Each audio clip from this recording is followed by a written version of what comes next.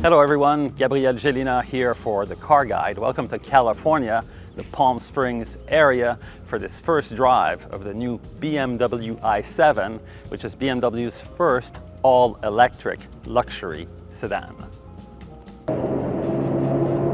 So now we're on a mountain road, and I've activated the sport mode on the car, which is perhaps why you can hear these iconic sounds developed for this, of course, all-electric car. Now it's powered by two electric motors.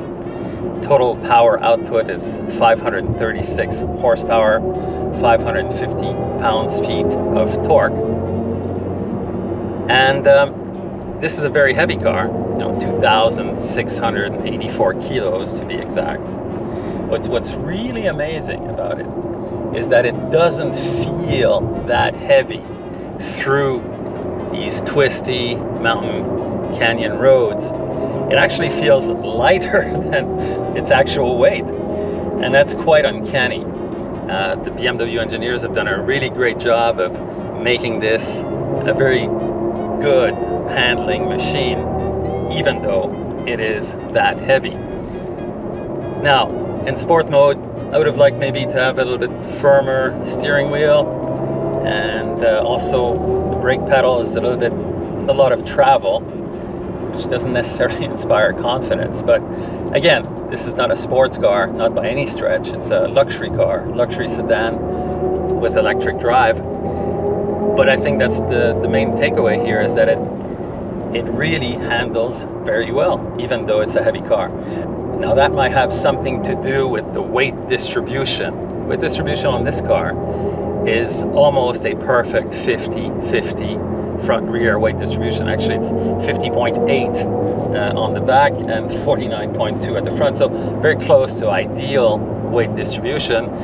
And that's the reason why perhaps this car handles the way it does. It actually handles better, I think, than the BMW 760, which I drove yesterday.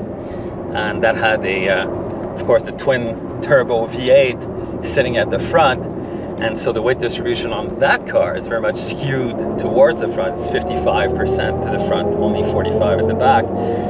And that plays a big role in terms of the handling. So this car, even though it's 300 kilos heavier than a 760 with its gasoline-powered engine, actually handles better through the twisties. And that's quite a revelation and a nice surprise. So what's nice about this car is that, of course, it has four-wheel steering. So through the twisties, the rear wheels actually turn in the direction opposite to the front wheels, so it makes the car a little bit more dynamic through the twisty stuff.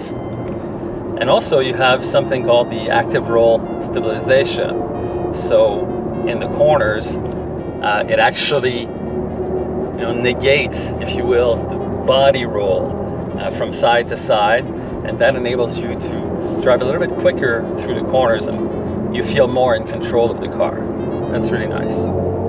So in terms of the chassis, this car is equipped with adaptive air suspension front and rear. And our test car is equipped with 21-inch wheels and Pirelli P0 performance tires. So those two things really also help in terms of dynamics and making the car as agile and as fun to drive as it is now, as I'm experiencing on this mountain road near Idlewild in the Palm Springs area of California.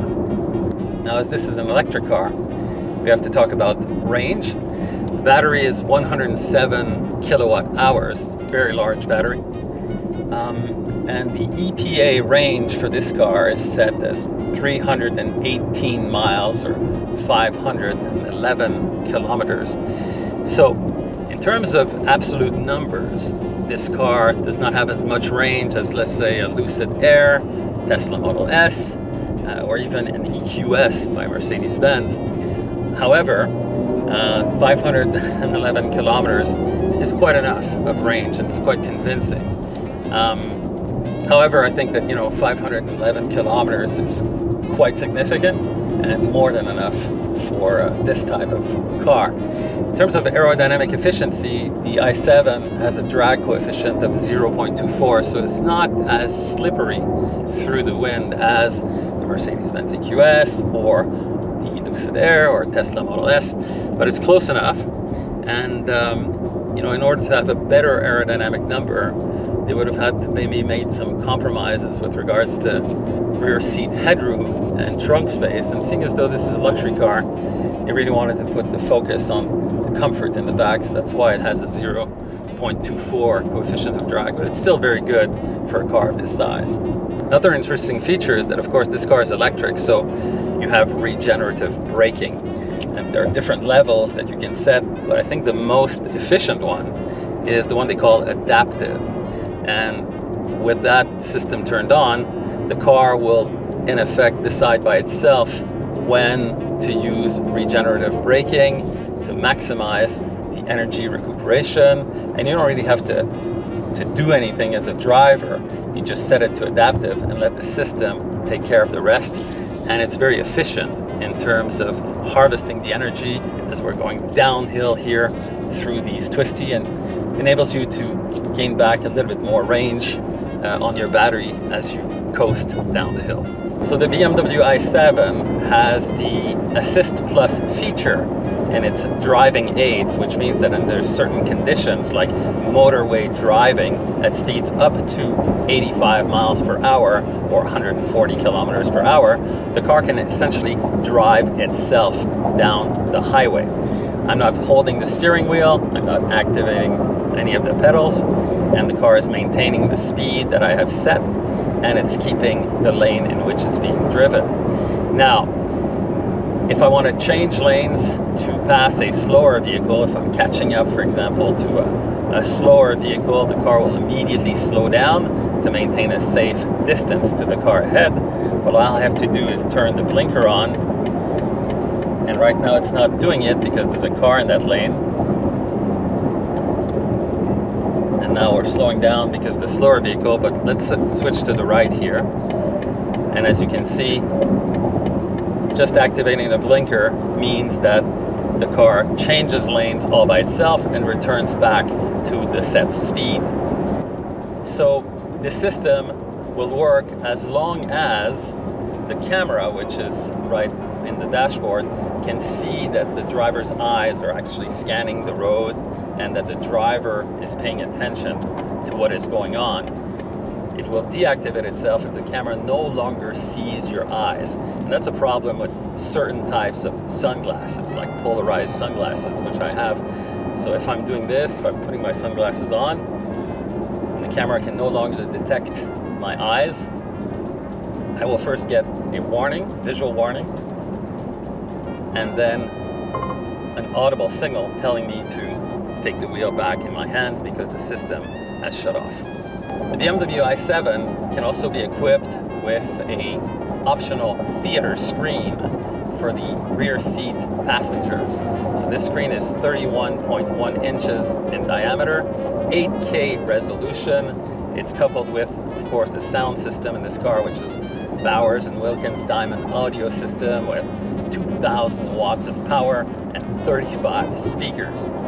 So in a way, the rear seat passengers, when they activate this theater screen, can have a fully immersive, kind of like home theater experience in the back seat of the car. The problem is that when the screen comes down from the roof of the car, the driver's view through the center mirror is completely blocked, so you can no longer see what's behind you.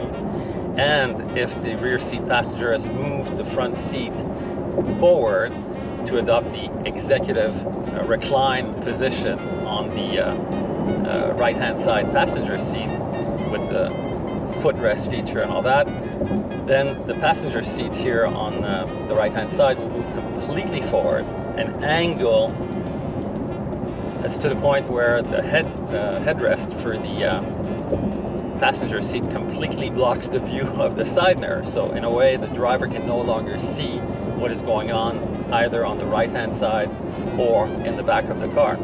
And that's an issue, of course, for safety. So in order to solve this problem, it would have been nice if the engineers had found a way to use the rear camera and to have those images displayed in the center mirror, which is something you find on certain Cadillac models, that would have solved the problem, but sadly, that's not available on the i7 or the new 7 Series.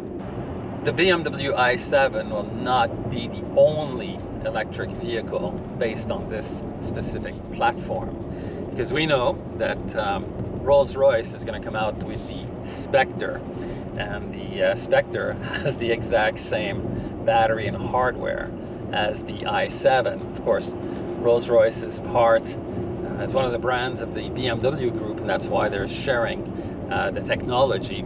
It'll be interesting to see what kind of character the Spectre will have and what the difference will be in terms of how it drives. Obviously, the Rolls-Royce is like next level type luxury. But again, the Rolls-Royce Spectre will share a lot of key components with the i7. So in the end, this new BMW i7 is a very compelling proposition in this luxury segment of electric cars. There are a few cars in this segment. This one is perhaps not the most efficient in terms of aerodynamics or in terms of range, but it's still a very compelling proposition, and it also drives like a true BMW. So the new i7 will be on the market in Canada in November 2022 as a 2023 model.